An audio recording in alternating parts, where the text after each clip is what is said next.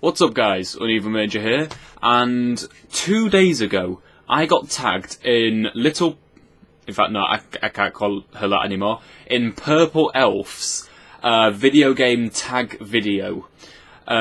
She's a good friend of mine, and before I do the video tag thing, her link to her channel will be in the description below. She's a sort of like a weird mixture between, and I said that with the most, I'm trying to figure out how to put this.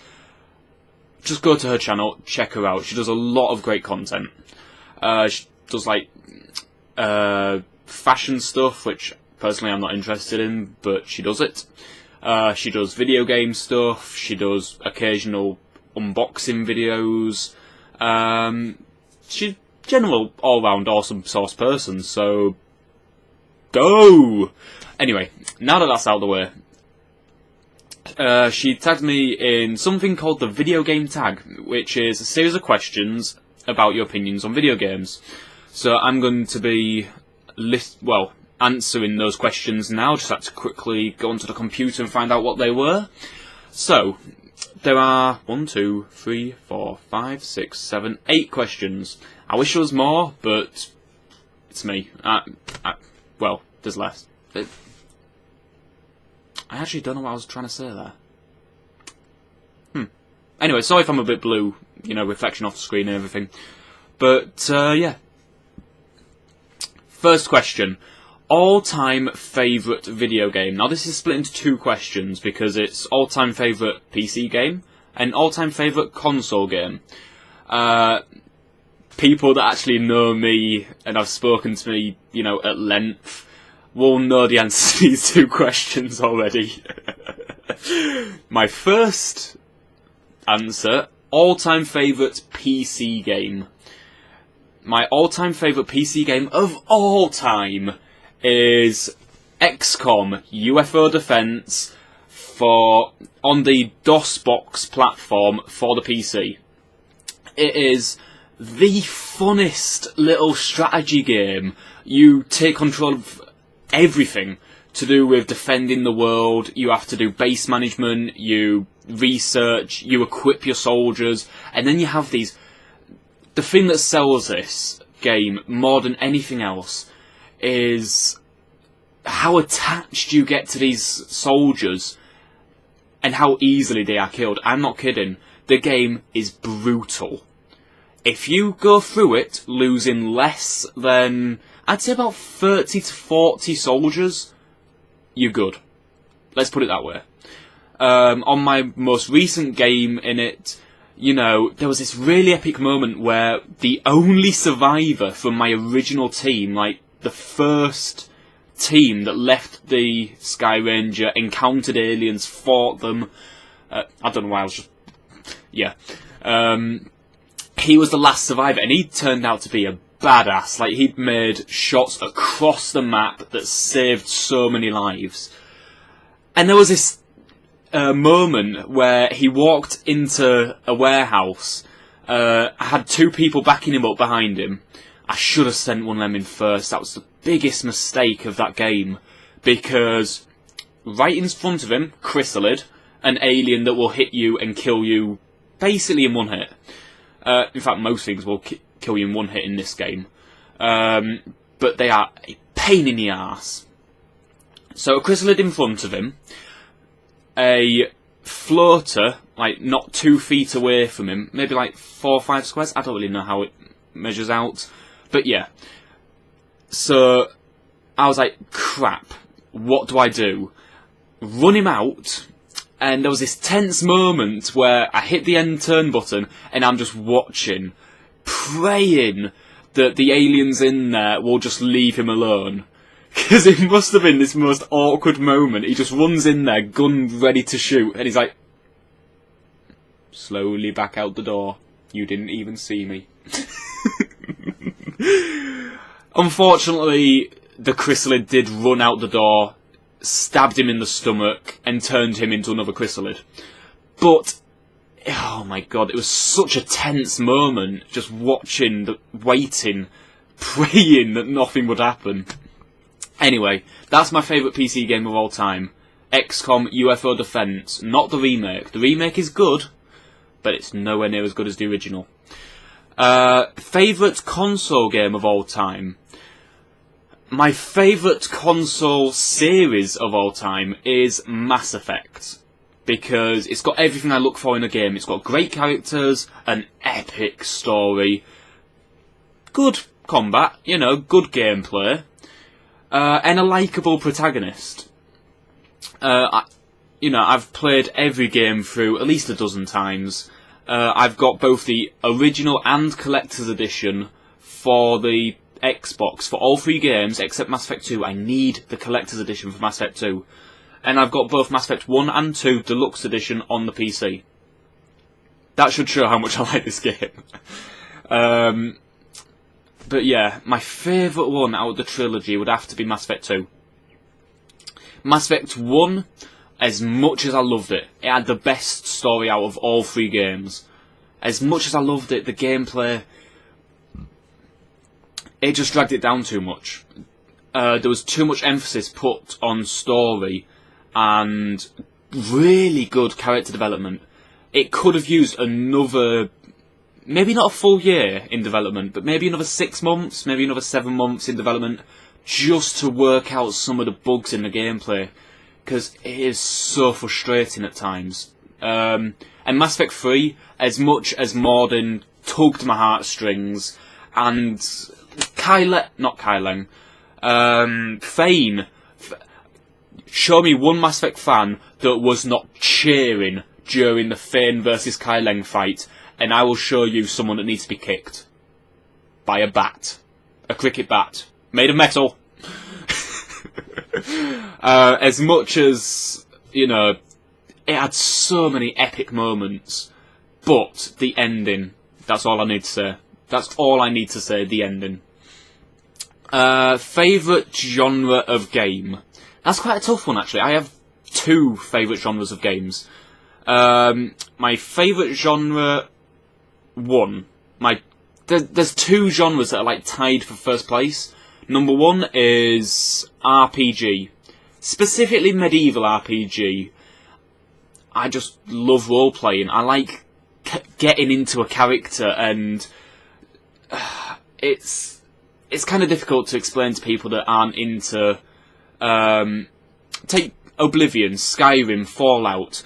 You can take those characters, you can give them backstories, you can give them personality, and then you're with them every step of the way as they go through all these epic adventures, friends dying. It's just one of the best modems of video games that I can explain, because it is so effective. And I'm sorry, you can't... I'm doing all these random gestures with my hands and you can't see them. My second favourite, like, tied for first place, is strategy. I've been a strategy fan since I was a kid. Rome Total War was my first ever strategy game, then Galactic Civilizations 2, Medieval Total War, well, Medieval 2 Total War, Civ 4, Civ 5, Total War Shogun, Total War Shogun 2, I cannot wait for Galactic Civilizations 3. Strategy is just... it's one of those series that it's near and dear to my heart. I've played it my whole life. There's not much I can say about it. It's just something that I always fall back to if I want something fun to play. Oldest game I remember. This is a tough one. The first game I can ever remember playing was either Pokemon Red. I had that on my original Game Boy, which my mum got me for Christmas one year, when I was a really little kid, like when it first came out. Or Mission Impossible for the Nintendo 64. I had 3 games for the Nintendo 64, that was it. I had Mission Impossible, I had Pokemon Snap, and I had this really weird little, like, go-karty, racy game that was terrible. So I played the hell out of Pokemon Snap and Mission Impossible. I don't know which was earlier, though, Pokemon Red or Mission Impossible. I know Mission Impossible was the first game I got for the Nintendo 64, but I don't know which of those I got first. What game are you looking forward to? Oh, that's a tough one. I'm really looking forward to Dragon Age Inquisition, because, good God, have you seen the trailers for that? It's a Dragon Age game. It looks so awesome. There's all these tears in the sky, and you're not a warden or this badass mage. You're some kind of inquisitor with some weird power that we don't really know much about. I know there's Lyanna, who is my favourite companion from Dragon Age in it. It just looks awesome. There's not much I can say about it. It looks so awesome. And the other game that I'm looking forward to is Galactic Civilizations 3, which is currently in beta. I can't afford it, unfortunately, at the moment, but I'm hoping to buy it when it comes out, or maybe a bit closer to release. Because Galactic Civilizations 1 and 2 are some of the oldest games I've played and some of my favourite. It is this awesome little space strategy where you take control of an empire, and it's a 4X game. Explore, expand, exterminate, and exploit. I think that's right. Where basically you take control of a civilization, in this case in space, and you go up tech trees, you use diplomacy, military, a bit of, sneakiness, and you try to become the most powerful civilization of them all. Now, the thing that I love so much about Galactic Civilizations is that it's so random. Each race has, it has its own likes and dislikes, but not in the traditional sense. For example, there's the Alterans, who are very big defenders of the Little Men. But there's the Drengen Empire, which are so war heavy. They will attack everyone. They have the best offense. So you have this really weird moment sometimes where the Drengens are the underdogs, and the Alterans, who are always preaching peace, just turn around and betray everyone to become allies with the Drengen, protect them from being exterminated, and then help them to become one of the most dominant races in the galaxy. And then the Drengen betray them, because obviously they're warlike, and the Alterans are peace-like, and obviously the Drengens don't want that. And the Alterans are suddenly like, shit, we just betrayed all our allies for this guy, and he's just turned on and stabbed us in the back. What the hell are we going to do? It's just so cool. It's got such a great diplomacy system, such good AI, and also the tech trees are randomised, which is something that I think should be standard in all 4X games. There is no guarantee you will get any specific tech. You have to take what you get every time as, okay, I have no clue what happens if I'm going to research this. If I research laser weaponry, there's a chance I could get very powerful lasers. Or I could get lasers that are so weak I can only use them for point defense and nothing else. And I've just wasted, 4 years of research and development, God knows how many billions of credits, and I've got no weapons to show for it. All of a sudden, I'm defenseless. Or it could not even be that you get that. It could be, well, you didn't unlock lasers, but the research you did showed you how to create EMP pulsars. I can't really remember what they were called. And it's just such a good little mechanics. It constantly changes the way that you play the game. Anyway, next question, because I'm rambling as usual. What is your least favourite character? That is an evil question. Oh, I have no clue. Least favourite character in a video game. Kaden in Mass Effect 1, he was a dick. He was a massive douche. No one else really jumps to my... Sten was a dick in Dragon Age Origins. I can't remember what they were called. Hayden, I think it was, in Dishonored. never liked him. There's not that many characters I dislike, to be honest. So next question. Who is your favourite character? This is quite difficult, actually. I'm torn between 3 people. Liara from Mass Effect, Tali from Mass Effect, and...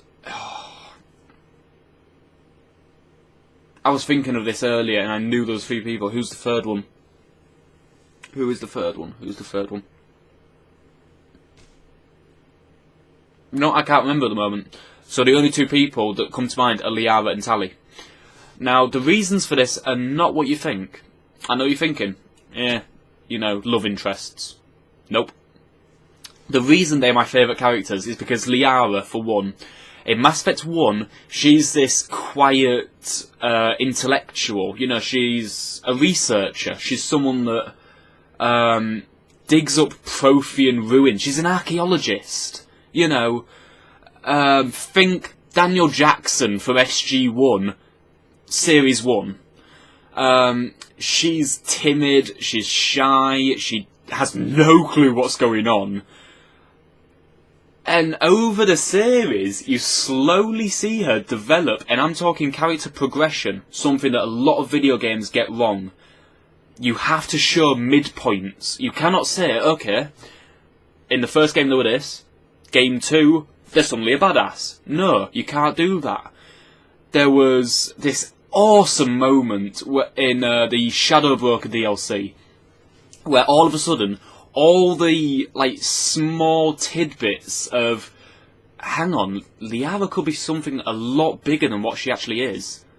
All the small character development moments all builds up to this climax in the Shadowbroker DLC, where all these monitors are going off, you know, hundreds of agents asking for, what to do, you know, give me orders, Shadowbroker, give me orders. And we've just killed the Shadowbroker. Spoilers.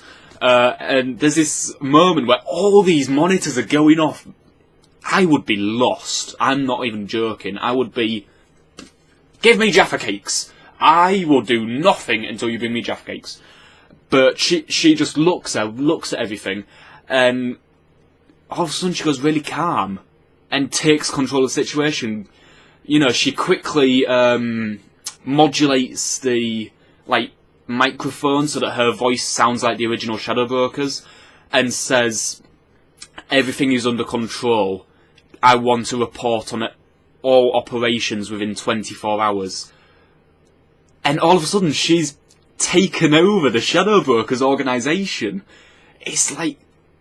Well, she does it in a lot more words than that. But... it's just this build-up of seeing this small, timid archaeologist, you know, all of a sudden she's taking charge and being a bit of a badass, you know. And she was definitely a badass in Mass Effect 3. Anyway, Tali. The reason that I like Tali is because her character is, I admit, my love interest every time. For one reason. Her dialogue with Shepard has always been so good. Again, it's the character progression. You see how, at first, in the first game, it is so obvious she has a crush on Shepard. And it's almost amusing, because it's sort of like that little kid that has a crush on someone a couple of years older than them. And it's just so weird, just like... Oh, bless. Pat, pat, pat. Pat, pat, pat. I had to do it in front of the camera. But yeah, over the things, you slowly see her become more confident again. Just like Tali, you see her become confident, you see her start to lead squads of her own. You know, in the second game, she's leading other Quarians. Using you actually hear her quote Shepard a couple of times when she's leading the Quarians. She learns so much from him. But at the heart of it, when you do talk to her, she's still the same person. Like, there is this one moment where she's getting drunk. I can't remember why. I think it was because someone died. And she's talking about a straw, And because she doesn't want to admit that she's drinking and she's getting drunk, she's talking about how she's getting liquid into her like environmental suit through an emergency induction port. That's a straw, Tally. Emergency induction port. It was just this so surreal little moment where she's like trying to convince you really badly that she's not getting drunk.